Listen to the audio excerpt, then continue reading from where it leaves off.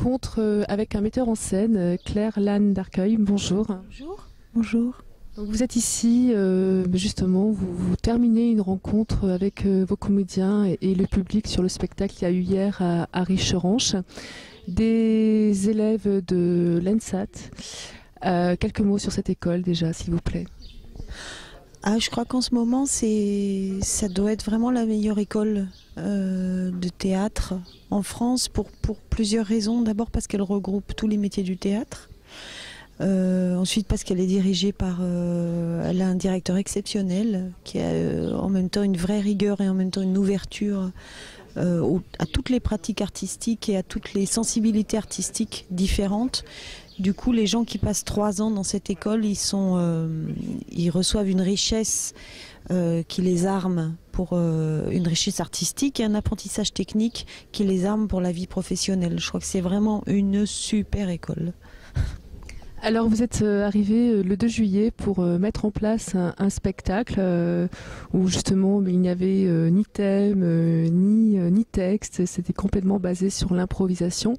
Est-ce que c'est un défi aussi pour ces jeunes d'arriver à monter une pièce qui s'improvise de jour en jour et nul ne sait, ni personne ne connaît l'histoire ? Alors, il y avait quand même l'histoire du mariage, c'est-à-dire le point de départ était quand même une espèce de libre adaptation de 4 mariages et un enterrement. Donc il y avait, dès le début, il y avait cette chose entre nous, de partir de là. Et ensuite, oui, c'est un défi. C'est un défi quand je suis venue les rencontrer à l'ENSAT, je leur ai présenté comme ça, comme un défi joyeux, de se dire voilà, on va faire au plus difficile. C'est-à-dire partir de rien et essayer vraiment d'inventer notre théâtre et de n'être dans aucune case, aucun jugement préalable, aucune peur de déplaire, aucune pression de plaire et avec la plus grande générosité possible en pensant aux gens qui viendront, en essayant de trouver la clarté de ce qu'on proposait, mais en essayant de ne pas reproduire des choses qu'on a déjà vues. Voilà. Donc oui, c'est du défi, oui, c'est un bon mot. Mais pas un défi agressif, un défi collectif joyeux, de se dire on prend un risque réel et on le prend. Alors comment avez-vous suivi cette aventure et l'évolution de cette aventure en tant que metteur en scène ? Ce qui a conduit l'aventure, c'est la qualité de concentration et de la capacité de travail de ce groupe. Ils étaient très nombreux, hein, on est 30.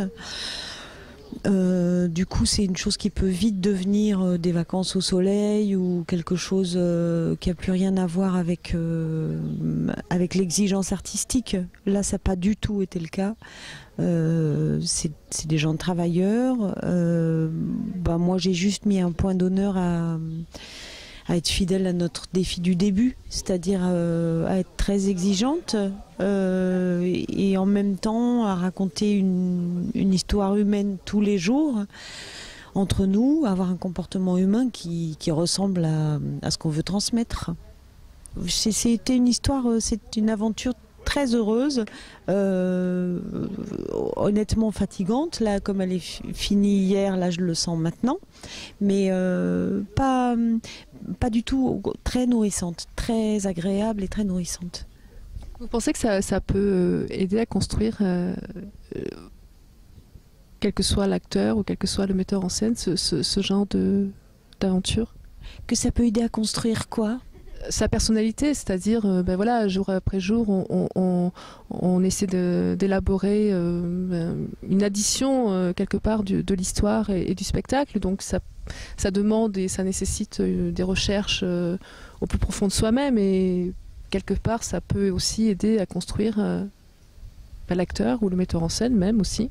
Ou le spectateur, voilà, c'est vraiment l'idée.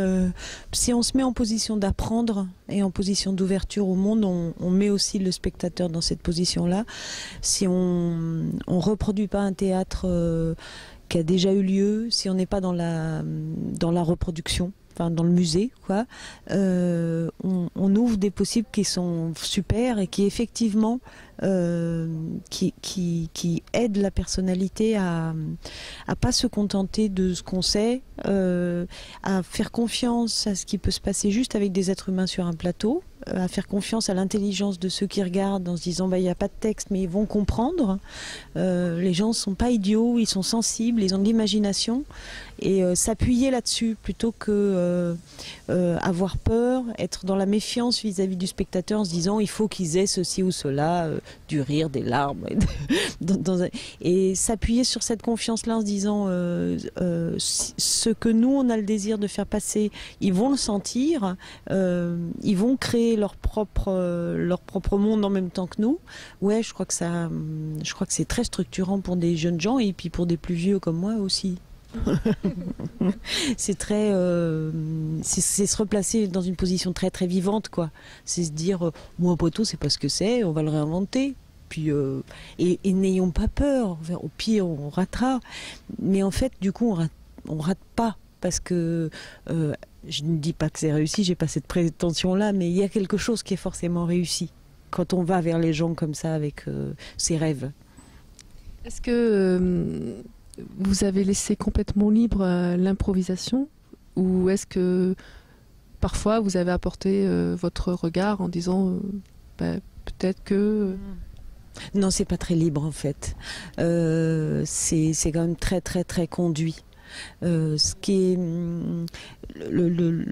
que j'essaye de faire dans le travail, c'est une chose très conduite qui donne une impression de liberté. Voilà, et que l'acteur qui le fasse ait une impression de liberté.